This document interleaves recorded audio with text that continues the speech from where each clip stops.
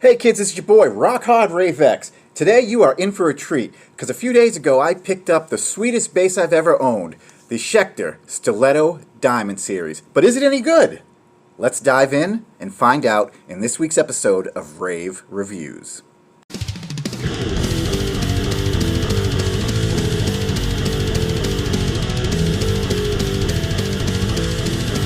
Alright, so the first thing is, I'm not really going to be in this video, man, because I just wanted you to get a nice, clean look at the bass itself. I looked up a lot of reviews on YouTube when I was going to buy this, and I couldn't really find a review that I thought was good. Some of them were in Russian, some of them were in Spanish. There wasn't any real good, straightforward review on this bass. Now, first of all, let's start off with this.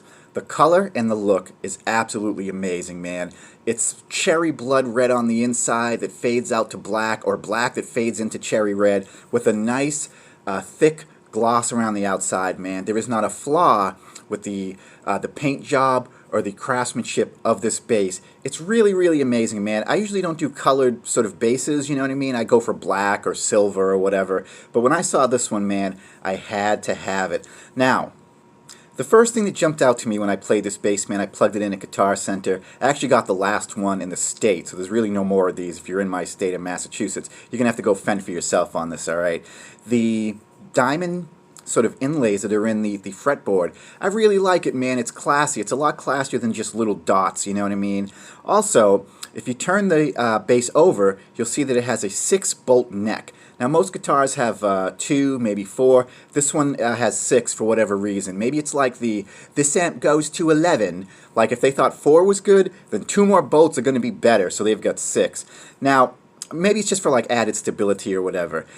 The neck, I was using an Ibanez before, you guys saw reviews on that. The neck on a Schecter guitar is a lot wider, not thicker like a Gibson guitar, but just wider. It reminds me of a Washburn, you know, where it's got a nice wide neck, so your fingers don't get jumbled up on each other, man. The Ibanez I had, the Soundgear 300, I really liked it, but it did have a very thin neck, sort of flat and just a smaller neck, and you know, your fingers would kind of get in the way of themselves sometimes.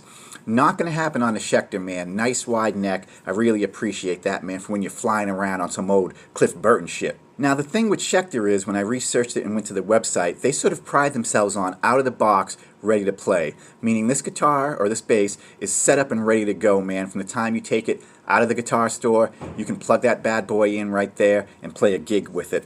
I checked the intonation when I got home and I changed the strings, and really, the intonation was spot on, man. I was really impressed with that, because usually when you get a guitar from Guitar Center, it's up hanging on the wall for months or years. You got to do some intonation work, man. I did a video on that. You can check it out on YouTube. This was, for the most part, perfectly set up. The strings were perfect height from the fretboard. Now, keep in mind, I tune a little bit differently, man, because that's the band I'm in. Choose Your Power. Google it. It's a great band. I tune to B. So my first string is B, then E, then A, then D, which is a little bit different than how the regular setup is. So I had to sort of shimmy the nut to get the string to fit in there perfectly. Just a few back and forths with the B string, and it snapped right into place. And as far as intonation goes, I only had to intonate the A string. So I got out the screwdriver, gave it a few quarter turns, sort of back, and that made it perfectly intonated. So when you hit A, and then you hit A on the 12th fret, and then you do the harmonic of A, and as a musician, man, when a guitar is perfectly intonated, you really do appreciate that, man, you know? Now, kids, let's get to all the bells and whistles. This does have active pickups, and active pickups are okay. I always feel like I get too much of a hot signal when I'm recording with active pickups. The bass has 4 knobs. You have low and high, that's it. Then you have a blend knob, and then you have your volume knob. Now, the thing about having the low and the high and the blend, on this particular bass, better than any bass I've ever owned, is you really can get any type of sound from this bass for any type of music. You can use it for metal, soul, rock, punk, R&B. All of the settings sound good, man, and we're going to go over that later. I'm going to be fiddling with the EQ on the bass. Now remember, I'm recording this with my phone, so if you hear any static or anything, it's just because my phone can't take the bass, right? But I was really impressed by that. If you want to do soul, R&B, you can just EQ this bad boy a little bit and you get a nice soulful sound. You want to do reggae, you can still use this bass. Punk rock, turn up the high end a little bit, get that twangy punk rock sound, and you are good to go, man. You want to do metal, you can boost the highs a little bit, Lower the low just a bit, blend it so you're using the neck pickup a little bit more, and you will cut through at band practice, man. And I really appreciated great EQs. Now these pickups, I thought they were EMGs, but they're not. They're just Schecter out of the box pickup. But those pickups are really amazing. Nice, crisp, clean tone from this Schecter Stiletto Diamond series. Now, I've been playing this bass for about 5 days now, man. I played all types of songs. It feels great. You get nice action, nice response. Your hand slides up and down the fretboard really good. And like I said, wider fretboard, which I used to kind of frown against as a bass player, now I like it, man. It fills up your hand really good. Now, kids, no bass guitar is perfect. And I can't say there's any bad things to this bass, but there are some things that I personally would have done differently if I was designing this bass. First of all, because it has active pickups, it means you need a battery, right?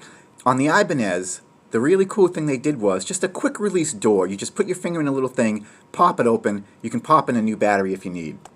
And I really appreciate that, man, because sometimes you're at band practice, you start to, hear your sound going in and out, you're like, shit, the battery on my active pickups is dying.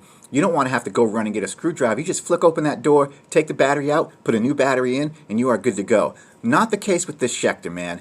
The battery is hidden in the back where all the components are, and you need a screwdriver, and there's 4 screws. So if you wanted to change your battery on the fly, it's going to take like 5 minutes, because you got to get the screws out, and then the back panel, it's not easy to get out, man, and I didn't want to force it out because I didn't want to scratch the paint.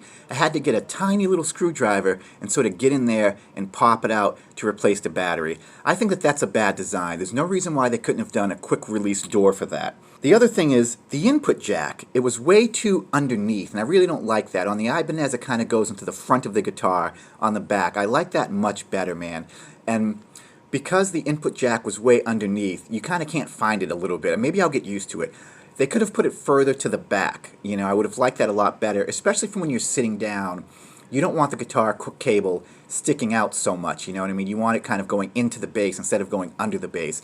I would have changed that a little bit. The other thing is the truss rod cover. Now, you guys know me. I am always messing with my truss rod and my intonation. But on this Schecter, sign of a great bass guitar and great craftsmanship, I did not mess with this really.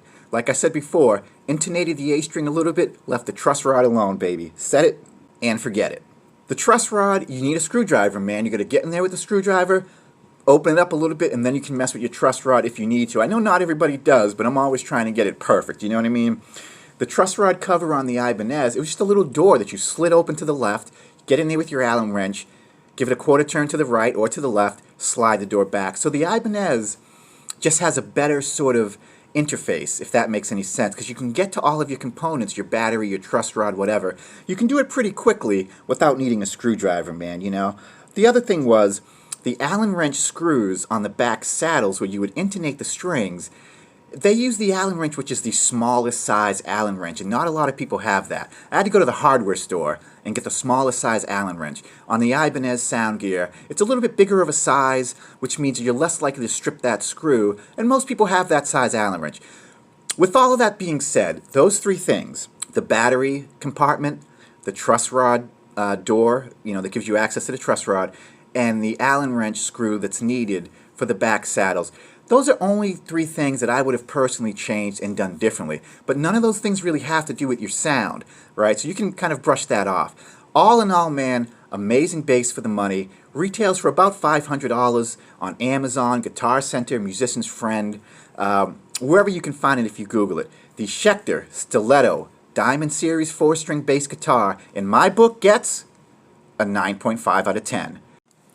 Now how about I quit my yapping, we plug this bad boy in, and hear what it sounds like. Now I'm going to be messing with the EQs, the lows, the pickup blend, all that stuff to see what kind of sound we can get out of it. And if you hear any crackling or anything, it's only because I'm recording through my phone and it maybe can't handle the bass that this thing puts out. Let's dive in.